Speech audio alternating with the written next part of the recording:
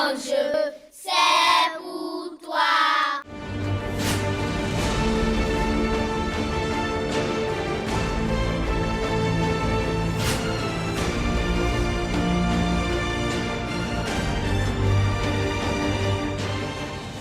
Dans sa lutte constante pour la pérennisation et l'approvisionnement des cantines scolaires, l'ONG Ivoire Développement Durable, en collaboration avec la direction des cantines scolaires et le Conseil régional du Sud Comoé, a organisé le lundi 13 décembre 2021 à la salle des fêtes de la mairie d'Aboisseau un atelier d'échange participatif sur le thème « Pérennisation des cantines scolaires, instrument de stimulation de la demande d'éducation » dans la région du Sud Comoé.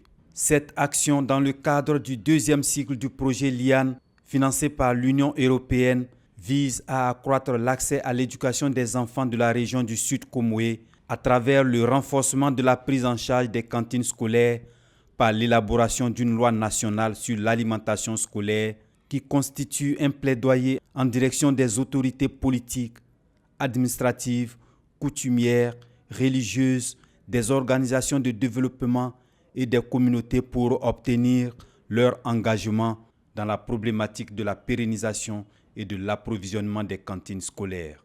Devant l'accroissement du nombre d'écoles et des effectifs scolaires, l'État ne peut plus faire face à l'approvisionnement des cantines. C'est un fait.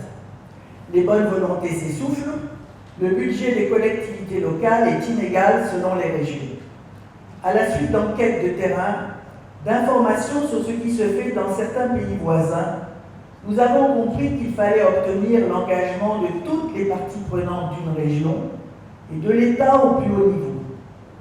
Vu l'importance des actions de développement menées et coordonnées par le président et le conseil régional du Sud Comoé, qui ont catalysé les initiatives des forces locales, nous avons donc estimé que cette région pouvait être la région pilote pour prendre à bras le corps la sensibilisation nationale et aboutir à un processus de proposition d'une loi à l'Assemblée nationale. Deux communications ont été faites au cours de cette cérémonie. Dans la première, Mawa Koulibaly, secrétaire général de l'ONG Ivoire Développement Durable, a posé les problèmes de l'alimentation des élèves tout le long de l'année scolaire.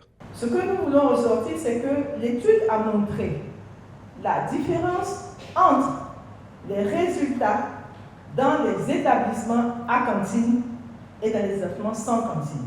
L'État donne sa part, l'État fait ce qu'il peut. Mais nous-mêmes, en tant que communauté, en tant que société, en tant que groupe, qu'est-ce que nous faisons? Donc les défis, c'est augmenter la participation de la communauté, c'est faire en sorte que les écoles soient approvisionnées régulièrement, parce que ce qu'il faut dire, c'est que c'est 18 jours seulement sur 120 jours prévus qu'on peut donner aux enfants aujourd'hui. Quant à Dr Assouba, consultant juriste, il a indiqué la nécessité de la prise d'une loi relative à l'alimentation scolaire, les différentes étapes et les règles à suivre pour son élaboration. L'alimentation scolaire présente de nombreuses vertus. Elle permet d'apporter aux élèves, écoliers et collégiens, un repas quotidien, offrant une meilleure concentration à l'école, un apprentissage plus efficace et un apport nutritionnel régulier. L'alimentation scolaire, en devenant une compétence des États, renforce les capacités nationales, la résilience et la protection sociale.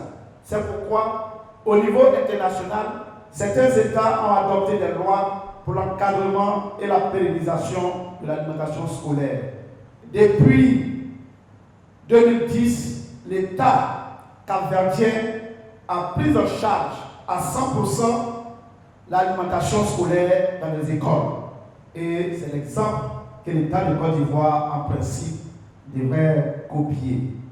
Dans son intervention, le président du Conseil économique, social, environnemental et culturel a relevé l'importance des cantines scolaires et pris l'engagement de s'approprier ce projet. L'alimentation des enfants à l'école révèle plusieurs enjeux que sont l'accès à l'école, l'amélioration des résultats scolaires, la bonne santé des enfants, l'appui aux familles et la protection sociale des couches vulnérables. Un enfant qui n'a pas en conscience la pesanteur de la faim. Un enfant qui sait qu'il peut avoir accès à une nourriture saine. Un enfant qui reste convaincu qu'il pourra manger à l'école à midi, est plus apte à être ponctuel et à travailler correctement. Au-delà de l'accès à la nourriture, ce qui est en jeu également, c'est la qualité de l'alimentation offerte qui a une influence sur la réussite scolaire et à long terme sur la santé des enfants.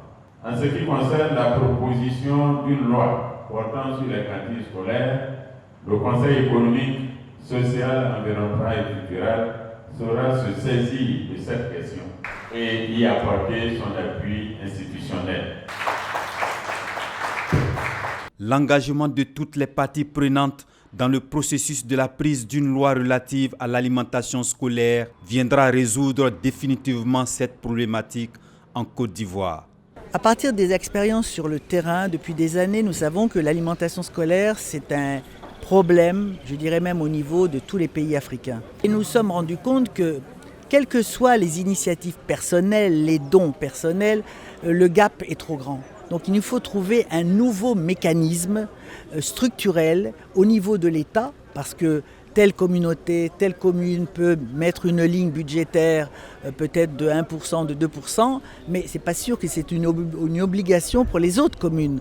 On a préféré partir d'une région pilote, le Sud Komwe, faire en sorte qu'il y ait une commission qui va travailler sur des propositions que nous allons soumettre aux autorités, et pourquoi pas à l'Assemblée nationale, et pourquoi pas au gouvernement, et faire en sorte que le souhait vraiment ultime, ça serait qu'en Côte d'Ivoire, le problème de l'alimentation scolaire soit derrière nous et pas devant nous. Un tel projet, c'est l'aboutissement de toutes les actions entreprises par le gouvernement de Côte d'Ivoire depuis 1989, qui a décidé de mettre en œuvre le programme d'alimentation scolaire. Et donc, aujourd'hui, nous sommes dans la région du Sud Komwe pour sensibiliser les autorités du conseil régional, les mairies, le corps préfectoral, pour voir dans quelle mesure le conseil régional du Sud Komwe, qui a de bons résultats en matière de scolarisation des enfants et en matière d'alimentation scolaire, peut nous aider à aboutir à la proposition d'un projet de loi. Nous, notre souhait, c'est que le président du Conseil économique et social, en même temps président du Conseil régional, s'approprie la question de la loi sur l'alimentation scolaire pour que nous puissions avoir un résultat palpable. Mon petit ventre